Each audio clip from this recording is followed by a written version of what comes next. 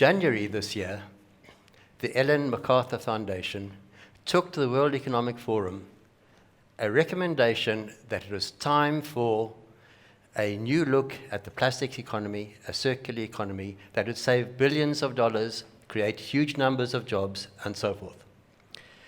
But when the media, in fact, got hold of this, only one thing interested them, that by 2050, there'd be more plastics in the sea than fish.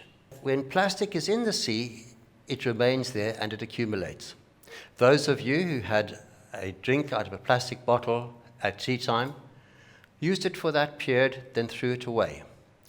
The useful life of that bottle is exceedingly short, but it can spend hundreds of years in the sea. So it's accumulating. And at the moment, we are about here, and we have 150 million tons of plastic in the sea.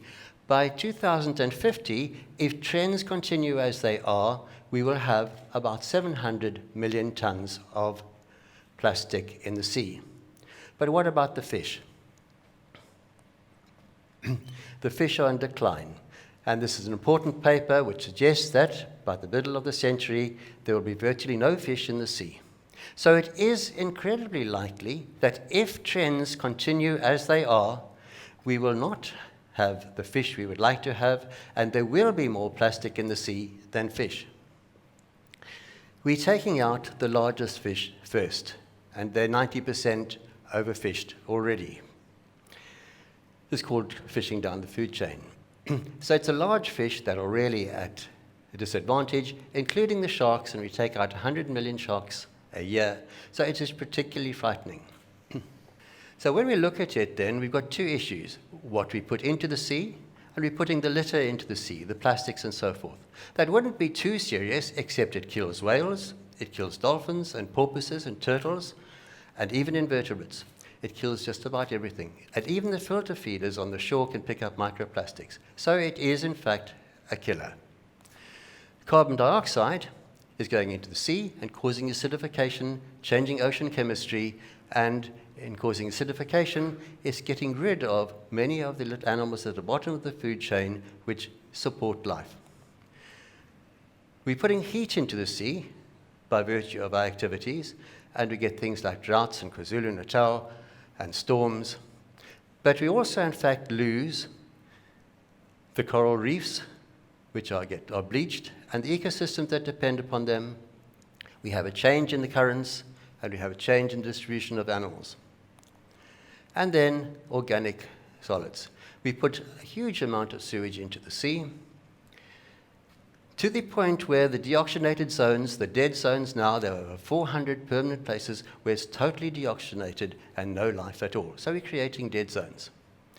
And then we're putting poisons from agricultural waste, the herbicides, the pesticides, from industry, the heavy metals, and they accumulate in the sea. And then that means that all of those are killers, and the oceans, in fact, lead to a healthy life, a healthy planet. We are changing our life support systems. We've already seen that if we take the sea life out, with the vegetation, the plants, the vertebrates, we are, in fact, destroying much of what we depend upon. The oil and the gas we take out, the minerals and diamonds, the phosphate and manganese nodules, which requires us to suck up the bottom of the ocean. So we're, in fact, not in a terribly good space. And the life support systems that we depend upon are in trouble. But the thing is that we got there because of ignorance and in some cases because of greed. But the thing is also, we now know what we should be doing and where we should be going. We need to turn bad news into good news. We have only 2% of our penguins left. 2% of our African penguins. That's fantastic. We have the best information, the best science, the best knowledge, huge techniques, and we know what the problem is, we can address it. We've only got 3.2% of our crayfish left. That's good news. We can do something about it. We've got the knowledge, we've got the information, we've got the research facilities. Big fish might be down to only 1%, but we can do something about it. And we know that we're going to be putting something like 20 one-ton truckloads of plastic, the equivalent of that, into the sea every day. So it's time to build hope, to share our knowledge and our understanding. And the person who developed hope spots is Sylvia Earle, the most amazing person. She's 80 years old and she dives wherever she can. She's a National Geographic Explorer in residence, has won enormous amounts of respect. She's got 27 honorary degrees. She was the Times hero first hero for the planet. And she's won over 100 awards, including the TED Award. And you must go to the internet and look at her speech. Type in Sylvia Earle, TED, and you'll see an amazing speech. If you win a TED Award, you have to make a wish. And her wish is to develop hope spots, basically to protect the oceans, the coasts, and the seas. And to do that, you need to ignite human support, because without it, and to change that mindset, we need to have that. We need to then develop caring communities.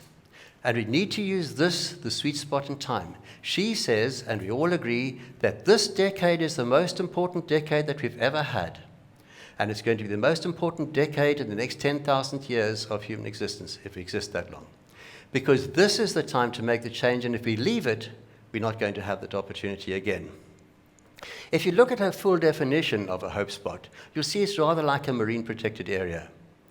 And as a marine protected area, it's then wonderful because it's a place where you protect animals and you keep humans out, and nature can care for nature. And only 2% of the oceans are protected in that way.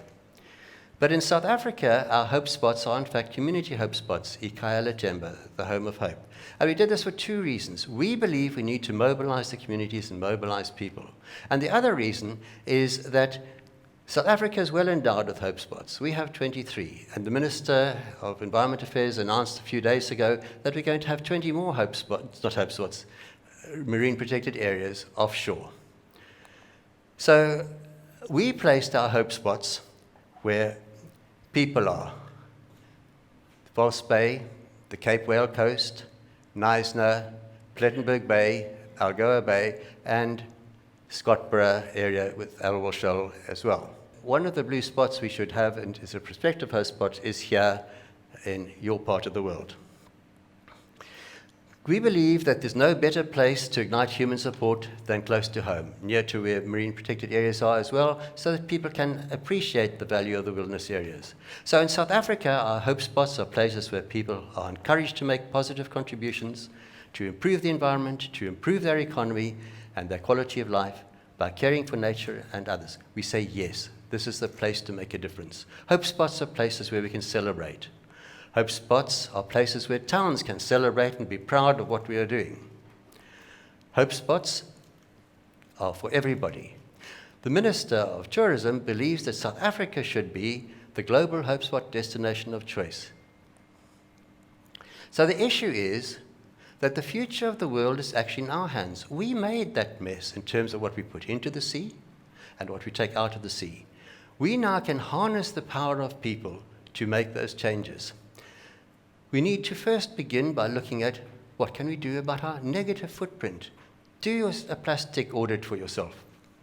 See what your footprint is. Do an environmental audit. Set yourself targets and move forwards. But also use your handprint for change.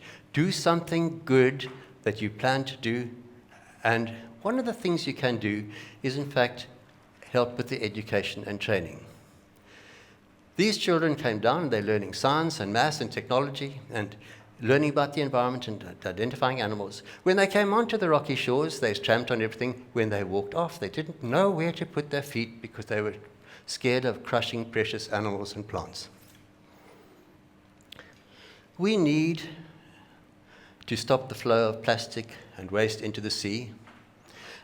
And we also need to pick up waste to make our areas more beautiful. It improves the environment, improves the economy because it makes it desirable. But we need to do more than that. We need to harness the hope spot networks and the philosophies of hope spots to make a big difference. And one of the things that I'm telling you about now, this is the first time it's been done, and it's going to be launched later on, is that we're going to be launching the African Marine Waste Action Consortium, and I'd like a more punchy name, which is to reduce the flow of plastics into the sea. Africa has a plastics and has a waste problem. It may not be as bad as that of Southeast Asia, but it might be. And the point is here, we don't actually really know what the situation is. So the first thing we have to do is to get to know it. But Africa is in a phase of development, population growth, the fastest urbanization in the world, and the plastics are growing at an enormous rate because we haven't had the concomitant alleviation of poverty. So the first thing we need to do is to collect the data, set the baselines, and set the targets and develop a management plan.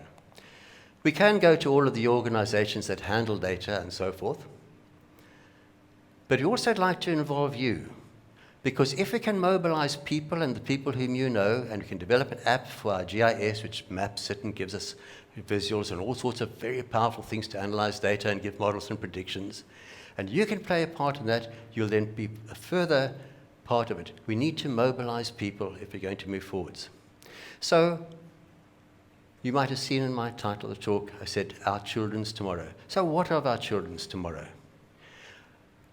Did you know that in Africa, the second greatest cause of death is in fact pollution, of premature death, mainly aerial pollution, respiratory. The third is in fact drinking the wrong water. Did you know that basically every breath we breathe, every drop we drink, every morsel of food we drink, we eat at the moment is contaminated? We do need to do something.